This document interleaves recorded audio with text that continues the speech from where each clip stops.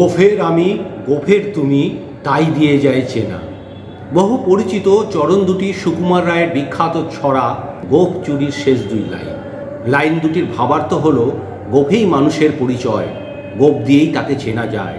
শুধু ছড়া নয়, এই গোফ নিয়ে রসিয়ে রসিয়ে গল্প ফেঁদেছেন অনেক সাহিত্যিক। খ্যাতিমান মানুষদের বিখ্যাত গোফ নিয়ে আছে বিচিত্র রকমের গল্প। সুরসিক শিবরাম চক্রবর্তীর একটা গল্পে গোফের মাহাত্ম্য বর্ণনা করেছেন এভাবে। গল্পের শুরুতে শিবরাম লিখেছেন, ইতু লঞ্চ থেকে পড়েছে নদীতে। সাঁতার না জানা হর্ষবর্ধন নদীতে ঝাঁপ দিয়েছে তাকে উদ্ধার করতে। তিনি ফুটবলের মতো ভেসে রইলেন। শেষে তাদের দুজনকে লঞ্চে তোলা হলো। পরের টুকু শিবরামের ভাষাতেই শোনা যাক, যাক হর্ষবর্ধন যে তাকে উদ্ধার করেছেন সেজন্য তাকে ধন্যবাদ। উনি উদ্ধার করেছেন আমায়? না, আমি উদ্ধার করলাম ওনাকে। সাঁতার জানেন না উনি, আমি তো ওকে জলে ভাসিয়ে টেনে নিয়ে এলাম। তুই কি করে আনলি রে এই লাশটাকে? কি করে আবার? ওর গোফ ধরে হাতের কাছে ধরার কিছু পেলাম না তো আর। ফাঁকি সোনার অমন ডাগর গোফ ছিল তাই রক্ষে। এ তো গেল গোফ নিয়ে সাহিত্যের গল্প গাথা। তবে বাস্তবেও খ্যাতিমান মানুষদের বিখ্যাত গোফ নিয়ে আছে বিচিত্র রকমের গল্প। জার্মান নেতা অ্যাডলফ হিটলারের গোফ বিলাস শুরু হয় তরুণ বয়স থেকেই। প্রথম মহাযুদ্ধকালে হালকা পাতলা হিটলারের ছিল বাভারিয়ান গোফ বা সেমি হ্যান্ডেলবার গোফ। যুদ্ধে গ্যাস মাস্ক পরতে অসুবিধা হওয়ার কারণে সৈনিকদের গোফ ছাটার আদেশ দেওয়া হয়। এই আদেশে হিটলারের হ্যান্ডেলবার গোফ টুথব্রাশ গোফে রূপান্তরিত হয়। টুথব্রাশ গোফ স্বস্তিকা চিহ্ন এবং এই দুই পাশ ছাঁচা চুল হিটলারের প্রতীক হয়ে দাঁড়ায়। হিটলারের পতনের পর এই গোফ কুখ্যাত হয়ে যায় এবং দৃশ্যপট থেকে ধীরে ধীরে হারিয়ে যেতে থাকে। তবে কৌতুক অভিনেতা চার্লি চ্যাপলিনের বদৌলতে টুথব্রাশ গোফ পুরোপুরি তিরোহিত হতে পারেনি। মজার বিষয় হলো, চার্লি চ্যাপলিন সাধারণভাবে গোফহীন থাকলেও তার বিখ্যাত টুথব্রাশ গোফ ও বোউলার হ্যাট তিনি অর্জন করেছিলেন অভিনয় সূত্রে। এবার এক বাংলার বাঘের গল্প বলি। তিনি শ্রদ্ধেয় আশুতোষ মুখার্জি, একাধারে ব্যারিস্টার, গণিতজ্ঞ, শিক্ষাবিদ, 8 বছরের জন্য কলকাতা বিশ্ববিদ্যালয়ের উপাচার্য। এই মানুষটি তার গোফের জন্য বিখ্যাত ছিলেন। তাঁর গোফ যে ধরনের, এ ধরনের গোফের নাম ওয়ালরুস। অনেকে রসিকতা করে একে ছাঁকনি গোফ বলেন। কেউ কেউ বলতেন, গোফ রাখতে হলে আশু মুখার্জির মতো গোফ রাখা দরকার।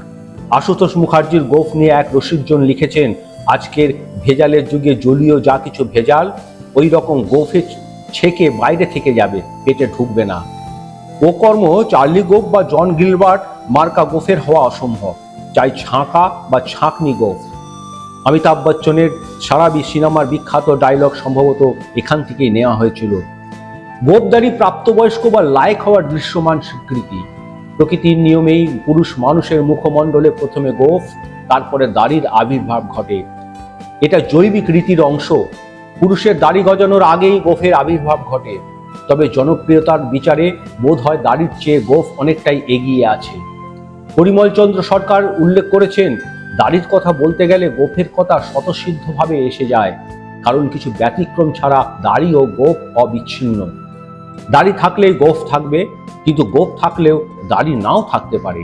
তাই এক হিসেবে গোফের মূল্য বেশি হওয়া উচিত। প্রাচীনকালে গ্রীসের অধিবাসীরা গোফ দাড়ির প্রভূত কদর করতেন এবং শুশ্রুমণ্ডিত থাকতে পছন্দ করতেন। প্রাচীন ইতিহাস খুঁজলে এট্রুস্কান বা রোমান সভ্যতাতেও গোফ দাড়ির কদর দেখা যায়। গোফ দাড়ি মানুষ বা কোনো চরিত্রের প্রতীকও হয়ে উঠেছে। এই কয়েক দশক আগেও অধিকাংশ ক্ষেত্রে দেখা যেত নাটক, সিনেমার রোমান্টিক নায়কেরা সুকেশের অধিকারী আর গোফ দাড়ি বিহীন। কিন্তু বেশিরভাগ ক্ষেত্রে খলনায়কের গোফ দাড়ি থাকতে দেখা যায়। যেন গোফ দাড়ি না থাকলে চরিত্রটিকে বেশি নিষ্ঠুর বা অত্যাচার হিসেবে দেখানো কঠিন হয়ে পড়ে। একজন প্রাপ্তবয়স্ক মানুষের দাড়ির সংখ্যা কত হতে পারে? উত্তর হচ্ছে প্রায় 25,000। আর এই দাড়ি প্রতিদিনে কি পরিমাণে বৃদ্ধি পায়? গবেষকরা জানাচ্ছেন, 24 ঘন্টায় 1 ইঞ্চির 1% অর্থাৎ একজনের দিনে দাড়ির সামষ্টিক বৃদ্ধি ঘটে প্রায় 21 ফুট। গোফ প্রতিদিন গড়ে 0.014 ইঞ্চি এবং প্রতি বছরে 5 থেকে 6 ইঞ্চি বড় হয়। ইতিহাসে 300 খ্রিস্টপূর্বাব্দে মানুষের প্রথম গোফ রাখার খবর পাওয়া যায়। একজন পুরুষের মুখমণ্ডলে গড়ে প্রায় 10,000 থেকে 20,000টি পর্যন্ত চুল গজায়। তার মধ্যে গোঁফে থাকে 600টির মতো চুল। শরৎ ও শীতকালের তুলনায় বসন্তকালে গোঁফ বড় হয় তাড়াতাড়ি। একজন পুরুষ প্রতিদিন গড়ে প্রায় 750 বার তার গোঁফে হাত দেন, মানে গোঁফে তা দেন। গোঁফ তার নিজের ওজনের 20% পর্যন্ত ওজনের জলীয় উপাদান শোষণ করতে পারে। যুগ যুগ ধরে পুরুষদের কাছে গোঁফের কদর অপরিসীম। সাধারণত ছাঁটাই কিংবা নানান শৈলীর গোঁফ মক্ষিকারের সাহায্যে গোঁফের যত্ন নেওয়া হয়ে থাকে। পৌরুষত্ব ও শৌর্যের প্রতীক হিসাবে গণ্য গোঁফ। সমাজে চিরকালই পুরুষদের ফ্যাশন স্টেটমেন্ট হিসেবে বিবেচিত হয়েছে গোঁফ। অনেক বিখ্যাত মানুষের সিগনেচার গোঁফ এমনই বিখ্যাত যে শুধু গোঁফটি আঁকলেই সবাই মানুষটির নাম বলে দিতে পারে।